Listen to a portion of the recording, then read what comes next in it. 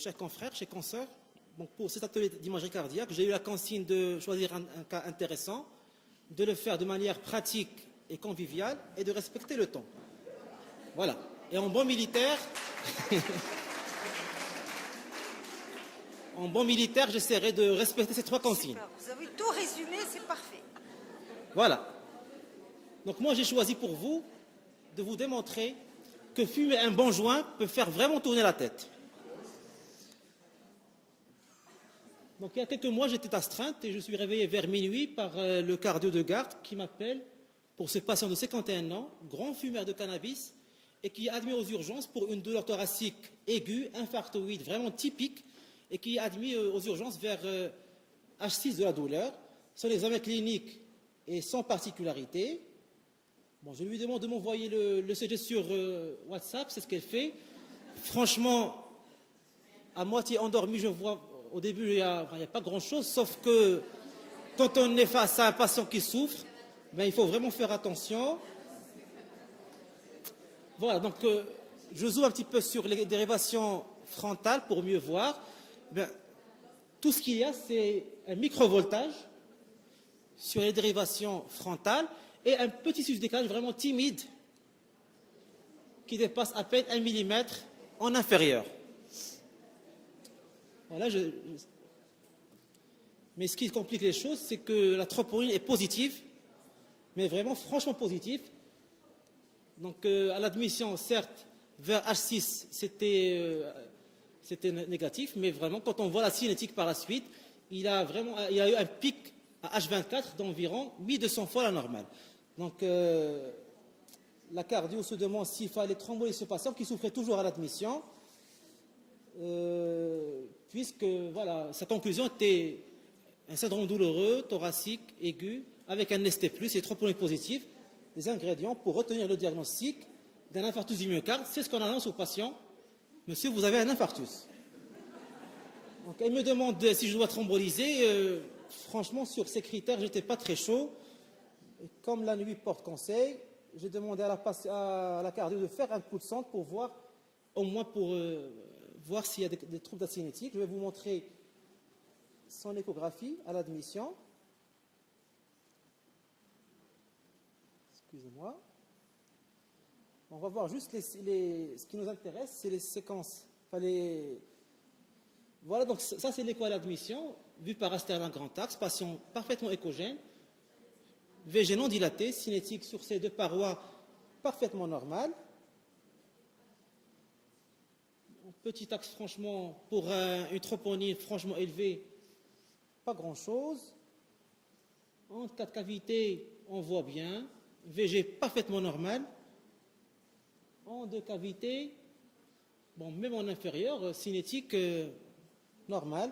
Donc je lui dis de ne pas thromboliser, d'attendre le lendemain et on en parlera à nos confrères cathétériseurs. C'est ce qu'on fait.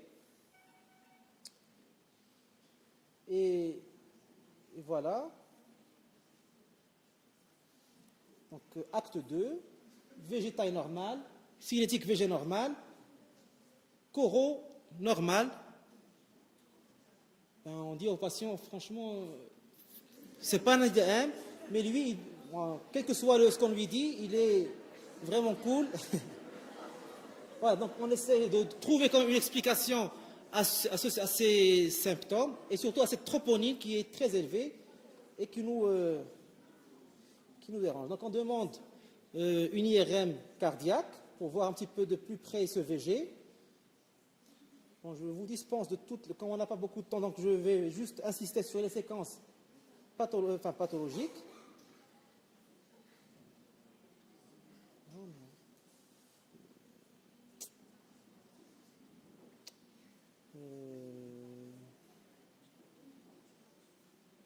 Désolé. Bon, la séquence ciné, malheureusement, on ne pourra pas la voir, mais bon, on va voir.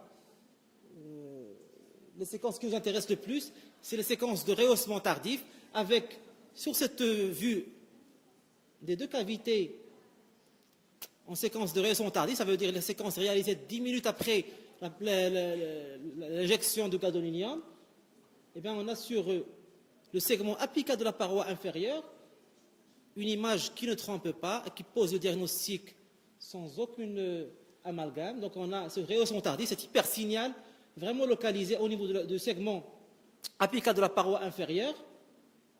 Et c'est un signal qui est transmural.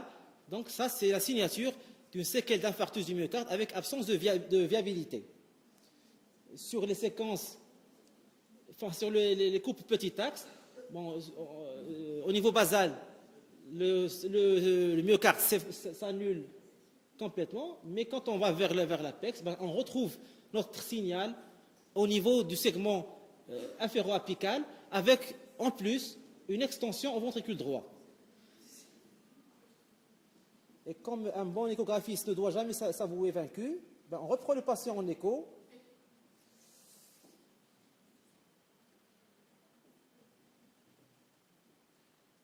Et voilà, donc on prend l'écho, mais en allant chercher un petit peu ce trouble segmentaire. Et en fait, sur les premières images, j'ai fait exprès de faire ces images.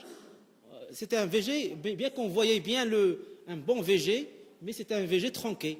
Donc quand on s'efforce d'avoir une vue apicale des deux cavités vraiment parfaite, ben on s'aperçoit qu'ici, il y a un petit segment qui est akinétique et qu'on n'a pas vu ni sur l'écho aux urgences, ni sur l'écho fait par la suite.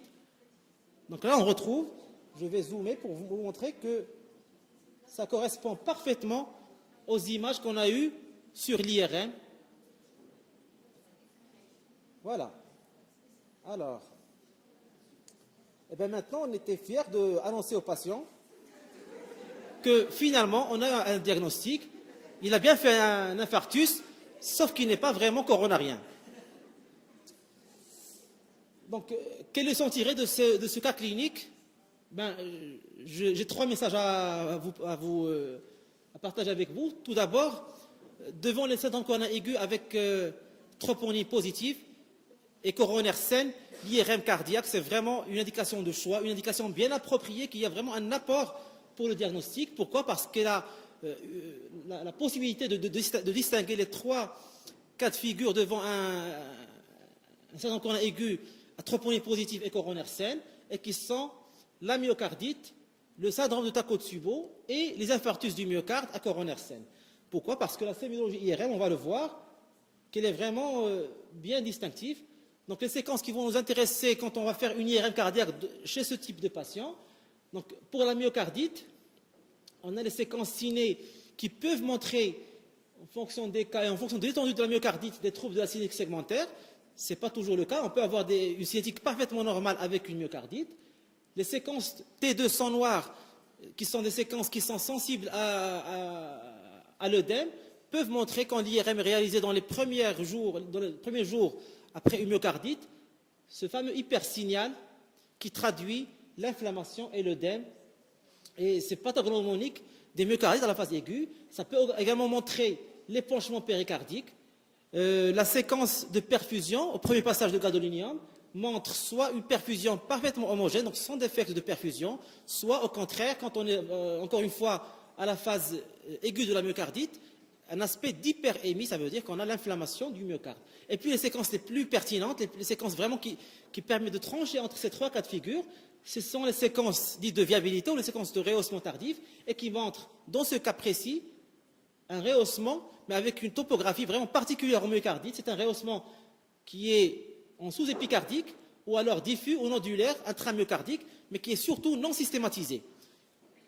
Deuxième cas devant un syndrome coronaire aigu à troponie positive et coronaire sain qu'il faut évoquer, c'est le syndrome de Takotsubo ou cardiomyopathie de stress. Et là, bon, en séquence ciné, on va retrouver ce qu'on trouve généralement, même en écho, cette fameuse ballonisation apicale, qui a encore une fois la particularité d'être réversible spontanément au bout de 4 à 6 semaines. Les séquences de T2 et les séquences de perfusion sont normales. Et surtout, devant un patient qui a une troponie positive, une akinésie ou une dyskinésie apicale avec un sus-décalage du segment ST sur l'électrocardiogramme, eh bien, on n'a pas de rehaussement tardif sur les séquences tardives. Et enfin, on peut, sur l'IRM cardiaque, maintenant authentifier et signer le diagnostic d'un infarctus, surtout quand celui-ci est vraiment localisé, un IDM rudimentaire, et là, on va retrouver les troubles de la cinétique segmentaire avec un défect de perfusion. Quand on réalise l'IRM à la phase plus ou moins aiguë, au bout du premier mois du post-infarctus, sinon le fameux no reflow, et surtout, c'est les séquences, encore une fois, les séquences de viabilité, les séquences de rehaussement tardif qui vont signer le diagnostic en montrant le rehaussement du myocarde systématisé, mais surtout sa topographie qui est soit sous-endocardique, s'étendant plus ou moins en transmural en fonction de l'absence ou présence de viabilité. Donc chez notre patient, on a quand même, après plusieurs échos, une IRM, une choro, on a quand même pu authentifier cet infarctus du myocarde à coronaire saine. Maintenant, quelle en est l'étiologie? Chez notre patient, il n'y a pas de signe d'ambiance embolique, il n'y a pas de thrombus intracardiaque, pas de végétation, pas de mixum. On a réalisé chez lui un bilan de thrombophilie, notamment un syndrome des anticorps antiphospholipides qui était négatif. On a cherché une maladie de B7 fréquente au Maroc, ce n'est pas le cas. Et donc, chez ce patient, grand fumeur de cannabis, il nous a vraiment fait tourner la tête. Mais voilà, on a retenu ce diagnostic d'infarctus du myocarde à coronaire saine, dû très probablement à une consommation de cannabis. Je rappelle ici que les deux mécanismes impliqués dans le cannabisme, ce sont le spasme coronaire, mais surtout les thromboses intracoronaires. Il y a plusieurs hypothèses physiopathologiques pour l'expliquer. Il y a la tachycardie, une augmentation du taux de carboxyhémoglobine donc qui va un petit peu favoriser l'ischémie en baissant la capacité de transport de l'oxygène, les hypotensions très fréquentes chez les consommateurs de cannabis, mais les deux principaux mécanismes invoqués, ce sont la dysfonction endothéliale qui explique les spasmes et les thromboses, et surtout une hyperactivation de la coagulation. Donc voilà, c'est un cas, j'espère, qui était simple, mais plein de leçons. Je vous remercie.